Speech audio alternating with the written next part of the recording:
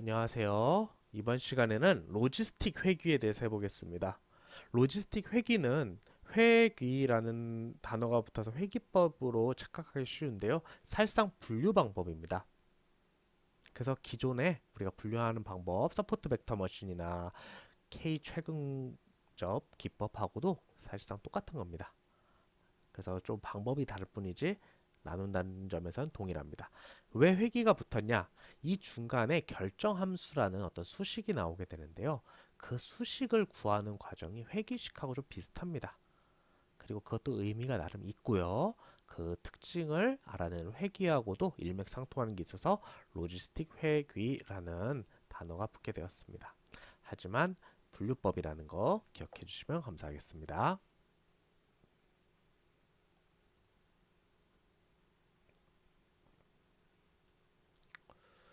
우리 어떤 누군가를 좋아하는 거를 한번 생각을 해볼게요. 호감도라고 하죠. 호감도. 우리가 호감도를 Z라고 한번 더 보겠습니다. Z. 세상에는 뭐 여러 가지 호감을 사는 방법이 있겠지만 일단은 간편하기 위해서 외모하고 성격이 있다라고 해볼게요. 그래서 아주 좋은 외모를 가지면 10점 아니면 0점을 해보겠습니다. 이 사이에 있겠죠? 성격도 아주 나쁜 성격 0점, 아주 좋은 성격 10점 이렇게 있을 겁니다. 그래서 우리가 호감도를 실제로는 인간의 뇌가 어떻게 작용하는지 사실 모르겠어요. 하지만 우리가 이렇게 가정을 해봅시다. 외모하고 성격을 더한 점수가 높으면 높을수록 호감도 올라간다. 라고 하면 어떨까요? 합리적이죠? 외모도 좋고 성격도 좋아요. 둘 다 10점이야. 그럼 당연히 좋아하겠죠. 외모도 안 좋고 성격도 안 좋아. 그럼 당연히 싫어하겠죠. 굉장히 합리적입니다. 여기다가 조금 더 수학같이 만들어 볼게요. 어떤 사람은 외모를 좀 중요시합니다. 외모를 중요시하니까 여기다가 예를 들어 0.9. 근데 반면에 성격은 별로 안 중요해. 그럼 0.1 정도 곱해주는 겁니다. 그럼 이 점수를 반영해서 높으면 좋아지겠죠? 그래서 이런 사람 같은 경우에는 성격이 좀 안 좋아도 괜찮고 그걸 외모로 만회할 수가 있는 겁니다. 반면에 어떤 사람은 어, 외모 같은 거 안 중요해. 성격이 중요하지. 이럴 수도 있는 겁니다. 이러면은 외모가 좀 안 좋아도 성격에서 높은 가중치를 갖고 있기 때문에 아마 이 호감도가 높아질 겁니다. 뭐 어떤 사람은 야, 똑같이 중요하지. 뭐 이럴 수도 있는 겁니다. 이렇게 해서 이 호감도를 올린다라고 가정을 해보는 겁니다. 너무 직관적이죠. 아주 직관적입니다. 그리고 충분히 설득력 있는 얘기고요. 그래서 실제로 여기 이런 것들을 피처 혹은 특징이라고 합니다. 우리 많이 했었죠? 피처나 특징이라고 합니다. 그 다음 여기 곱해지는 숫자들 이런 것들을 가중치라는 단어를 제가 아까 살짝 썼었는데 가중치라고 하고 영어로는 weight, 그러니까 무게, 가중치가 똑같은 말입니다. 이렇게 씁니다. 그래서 이런 식으로 weight라고 해서 보통 W라고 많이 약자로 쓰기도 합니다. 그래서 이런 식으로 곱해지게 됩니다. 그래서 한번 간단하게 계산해 볼게요. 어떤 사람이 아주 뭐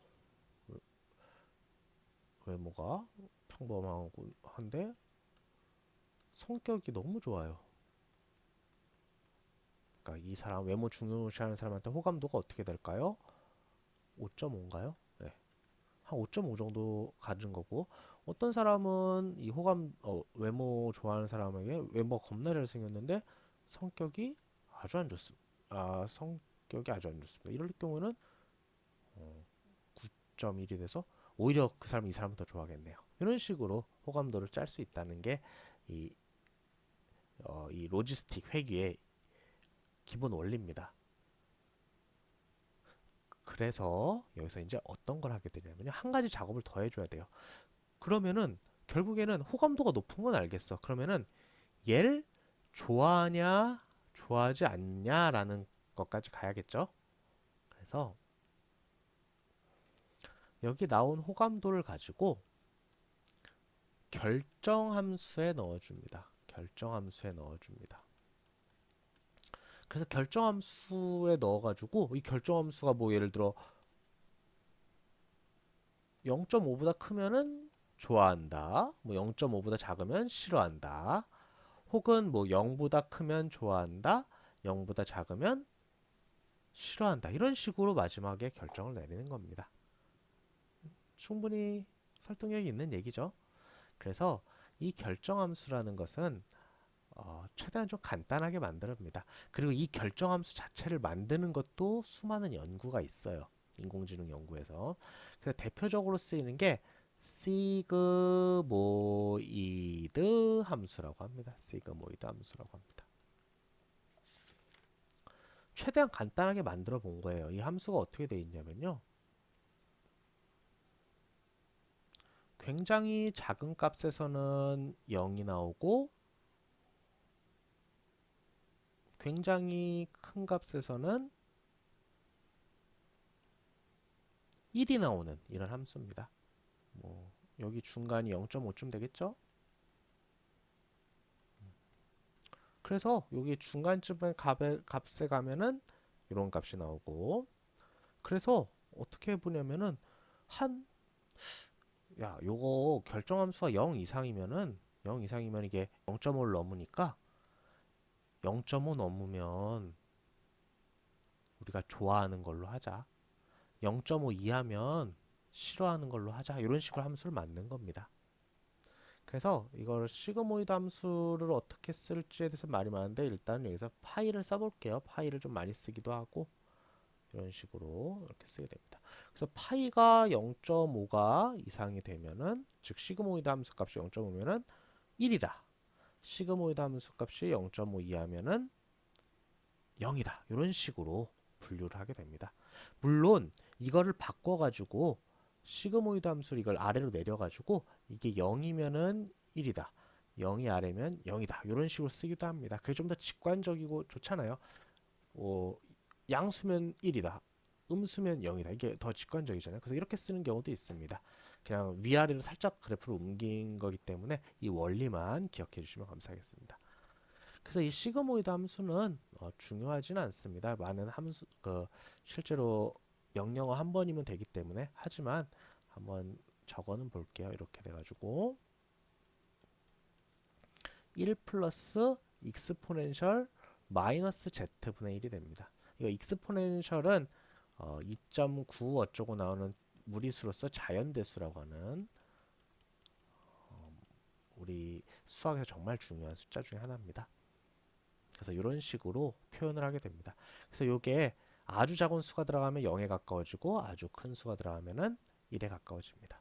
그래서 아까 0을 기준으로 만들고 싶으시면 여기다가 0.5를 빼시면 되겠죠. 0.5를 빼시면은 0보다 크면은 이렇게 1이 되고 아니면 0이 되는 이런 식으로 할 수가 있습니다.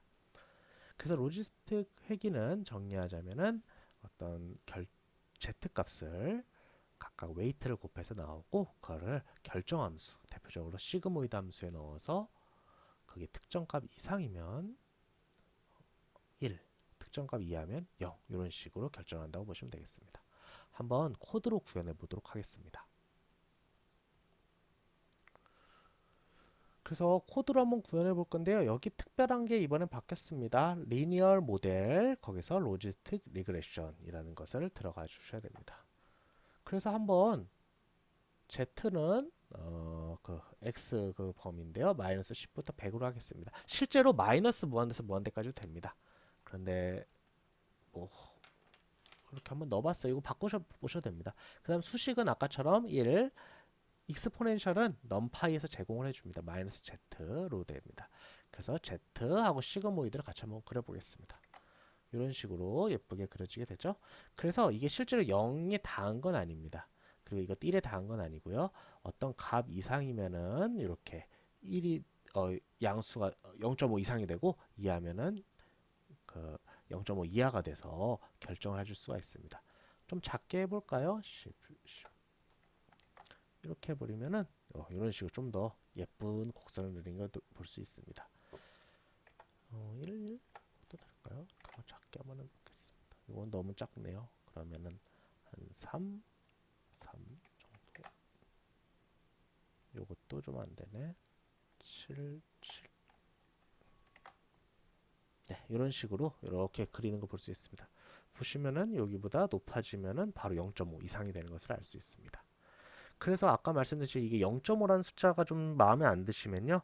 여기다 0.5를 빼주시면 됩니다. 0.5를 빼주시면은 좀 더 직관적으로 이렇게 만들어지긴 합니다. 그래서 0보다 크면은 이렇게 되고 작으면은 이렇게 되고 단 이때는 그 웨이트가 음수 나올 수 있다는 걸 감안해서 웨이트를 좀 잘 만들어 주셔야겠죠. 일단은 이런 게 좀 있습니다. 그래서 저 같은 경우에는 이 방법을 더 선호하기는 합니다. 이 0.5를 뺀 거를. 그런데 실제로 이 넘파이 그러니까 여기 사이킥런에서 제공하는 거는 요거를 기준으로 만들어져 있습니다. 그래서 저번처럼 똑같이 해볼게요. 값을 가져오고 스케일링은 생략하겠습니다. 그래서 그래프 똑같이 점처럼 그리면 이런 식으로 그려집니다. 그리고 이렇게 데이터들을 만들어 주시고 트레인, 테스트 데이터 나눠 주시고 로지스틱 리그레션 요걸 그대로 불러와 주셔서 이렇게 만들어 주시고 객체화해 주시고 fit 트레인하고 아웃풋을 이렇게 만들어 주시면 됩니다. 인풋하고 아웃풋을. 그럼 모델이 만들어졌죠? 그 다음에 바로 이렇게 한번 예측을 해보겠습니다. 예측하면 100이 나오고 테스트 같은 경우에는 100이 나와서 정확히 맞는 것을 알 수 있습니다. 여기서 이 두 가지를 했는데요. 바로 코이피션트를 구해주는 겁니다. 그 다음에 인터셉트라는 것을 했는데요. 이건 수식적으로 어떤 의미가 있냐면요. 아까 말씀드렸다시피 z라는 함수가 이제 여기다가 시그모이드 함수에 들어가게 되는데요. 1 플러스 2의 마이너스 z의 1 요거 이렇게 여기에 들어가게 되는데요. 이 z가 어떤 한 피처의 웨이트 1, 두 번째 피처의 웨이트 2, 그 다음 사실은 여기 하나의 추가적으로 다른 게 있습니다. 따라서 붙는 어떤 숫자가 하나 있습니다. 이런 거 같은 경우에는 우리 함수에서는 뭐 절편이라고도 하고요. 우리 그 데이터 과학 같은 데서는 어떤 바이어스라고 한쪽으로 좀 치우친 걸 의미하거든요. 그래서 요 두 가지를 코이피션트라고 합니다. 코이피션트. 개수라고 하고요. 개수의 영어를 코이피션트라고 합니다. 그래서 아까 코이프 이걸 의미합니다. 각각 숫자를. 그 다음에 이 W 여기에 붙은 게 아까 인터셉트라고 합니다. 그래서 요 수식을 보시면 다시 한번 돌아가 볼게요. 요 수식을 보시면은 우리가 Z를 어떻게 정의할 수 있냐면요. Z는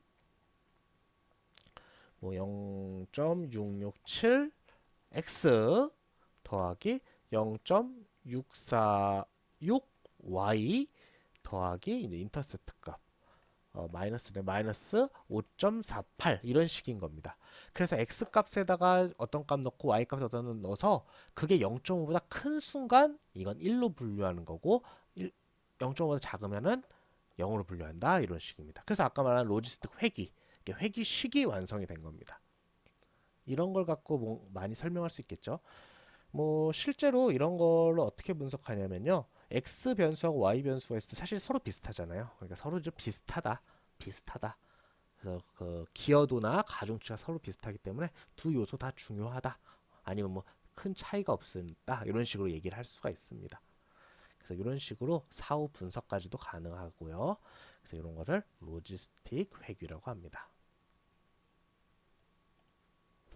정리해 보면은 로지스틱 회귀는 각 피처의 웨이트 어떤 개수 가중치를 곱해서 나온 z값 그리고 그 z값을 결정함수 여기서는 시그모이드 함수에 넣어서 그게 특정값 이상이 되면 1 아니면 0으로 만드는 분류 기법임을 알 수 있습니다. 정말 기초적이고 이후에 배울 딥러닝하고도 매우 연관이 깊습니다. 거의 여기서 나왔다고 보시면 됩니다. 현재. 그래서 이런 것을 잘 익숙하게 많이 연습해 두시면 좋을 것 같습니다. 여기까지 하겠습니다.